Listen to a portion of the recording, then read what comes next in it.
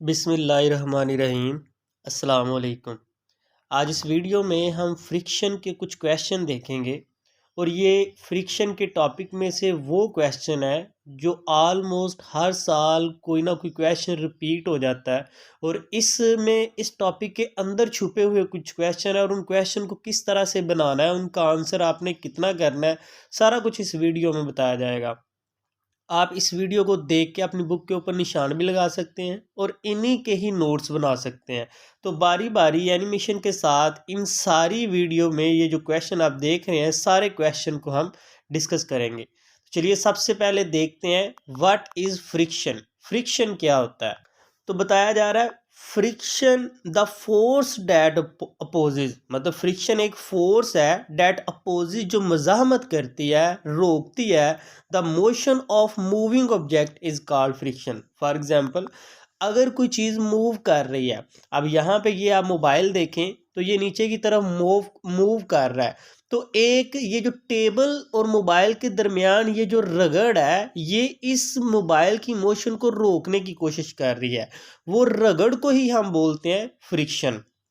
कोई भी दो ऑब्जेक्ट जो होते हैं उनके दरमियान जो रगड़ होती है वही फ्रिक्शन कहलाती है। और रगड़ हमारी मोशन को रोकती है। किसी भी ऑब्जेक्ट की जो मोशन होती है, हरकत होती है, उसको रगड़ रोकती है और वही फ्रिक्शन कहलाती है। नेक्स्ट इस टॉपिक में हमारे पास क्वेश्चन है वाई फ्रिक्शन अपोजिज मोशन।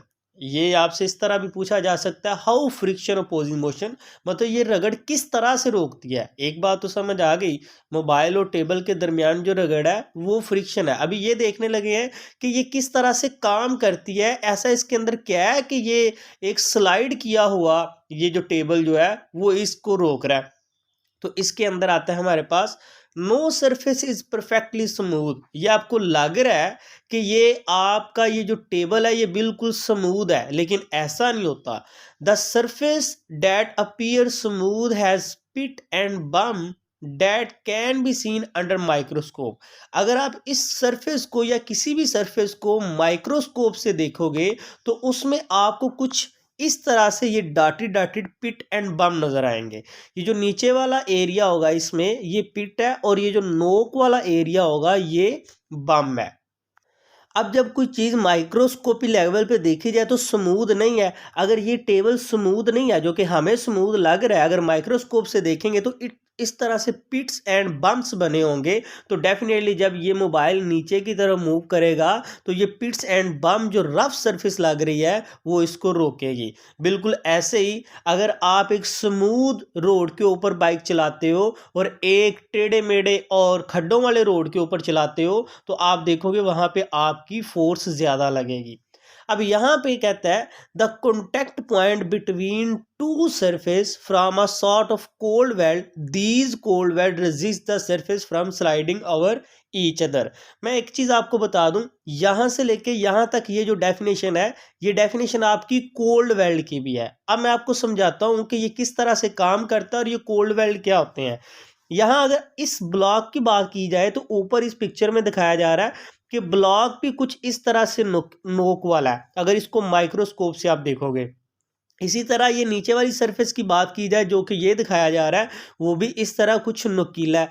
तो ये नोक जब इस नोक के साथ मिलेगी तो इसको हम बोलेंगे कोल्ड वेल्ड। तो यहाँ पे बताया जा रहा है the contact point between two surface from a sort of cold weld, जब ये दोनों आपस में मिलेंगे, these cold weld resist surface, तो ये एक दूसरे को रोकने की कोशिश करेंगे। ये आगे मूव होने में, जो जब ब्लॉक को आगे मूव किया जाएगा तो इसमें ये जो रगड़ है, ये जो कोल्ड वेल्ड है, यहाँ जब ये मूव करता है तो इसको कोल्ड वेल्ड इसकी मोशन को रोकने की कोशिश करते हैं।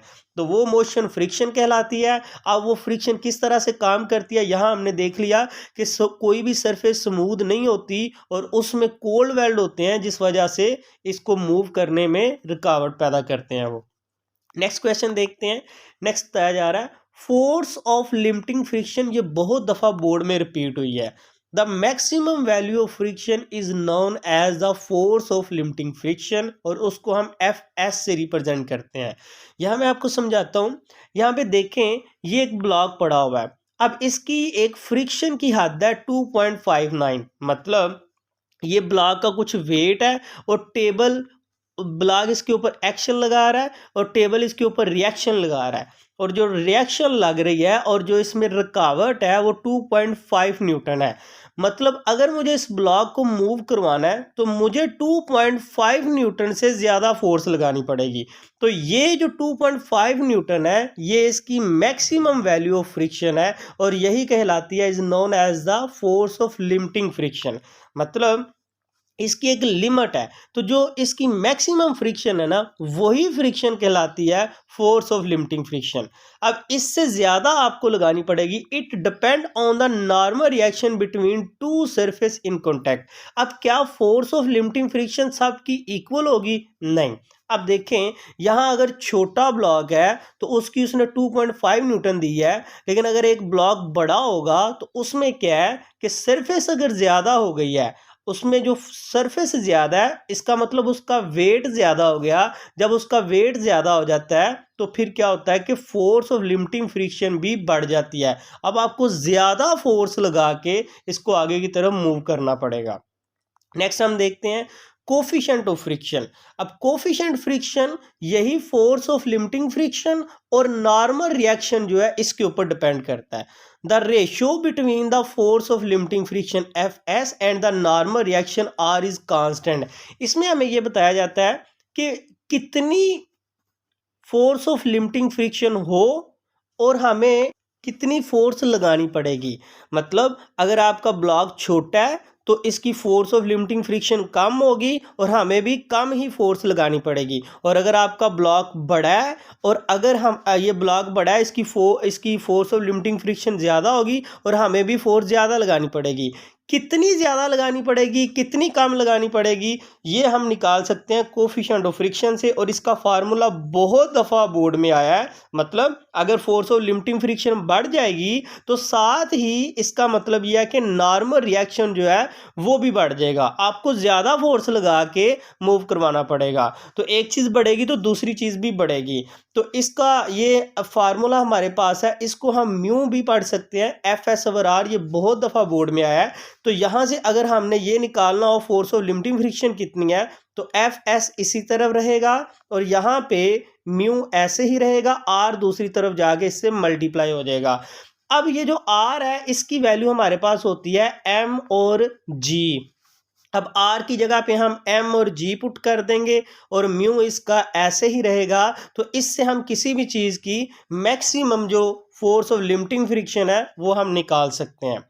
नेक्स्ट हम देखते हैं, हमें पूछा जा रहा है which type of shoe use by athletes. Mostly teacher इसको स्किप कर देते हैं, लेकिन समटाइम ये बोर्ड में आ जाता है कि ये जो खिलाड़ी होते हैं दौड़ लगाने वाले वो कौन से जूते इस्तेमाल करते हैं।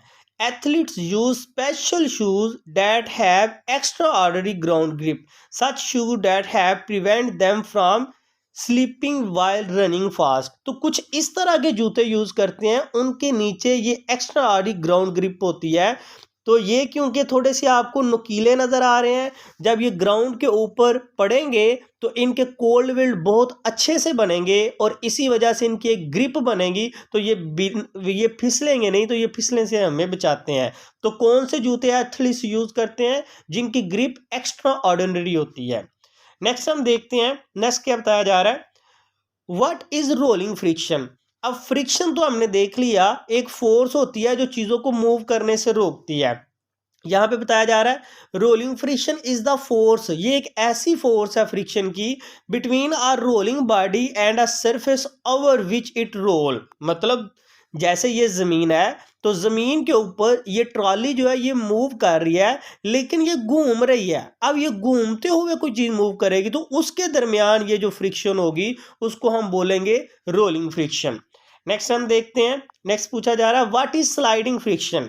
Sliding surface is the force of friction between a sliding body. तो जो स्लाइडिंग फ्रिक्शन होती है वो कब आएगी, जब किसी चीज़ को स्लाइड किया जाएगा। जैसे ये एक हमारे पास ब्लॉक है और ये हमारे पास ज़मीन है, तो ब्लॉक को ज़मीन के ऊपर स्लाइड किया जा रहा है, घसीटा जा रहा है, खींचा जा रहा है, तो इसको स्लाइडिंग। अगर ये घूमता हुआ जाता तो इसको हम रोलिंग फ्रिक्शन बोलते।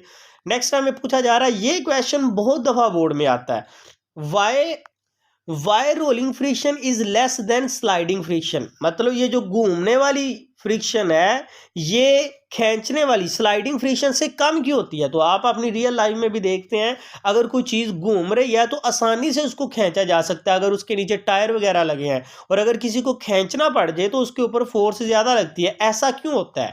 तो उसका आंसर है The wheel rolls without rupturing the cold band. That why rolling friction is less than sliding friction.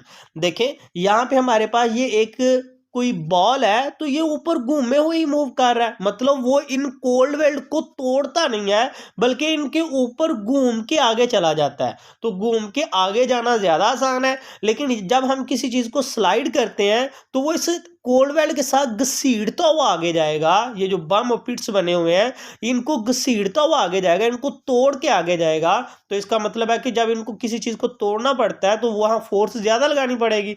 इसलिए हम कहते हैं कि ये जो हमारे पास रोलिंग फ्रिक्शन है उसने तो बिना कोल्ड वेल्ड तोड़े मूव कर जाना है, वो कम है फिर फ्रिक्शन उसमें, लेकिन जब इसको तोड़ना पड़ेगा तो यहाँ फोर्स ज़्यादा लगानी पड़ेगी, इसलिए स्लाइडिंग फ्रिक्शन ज़्यादा होती है। तो होप सो बच्चे ये 8 क्वेश्चन आपको बहुत अच्छे से समझ आए होंगे। फिर भी अगर आपका कोई क्वेश्चन है तो आप कमेंट सेशन में कमेंट करके पूछ सकते हैं। मिलते हैं नेक्स्ट वीडियो में, तब तक अल्लाह हाफिज़।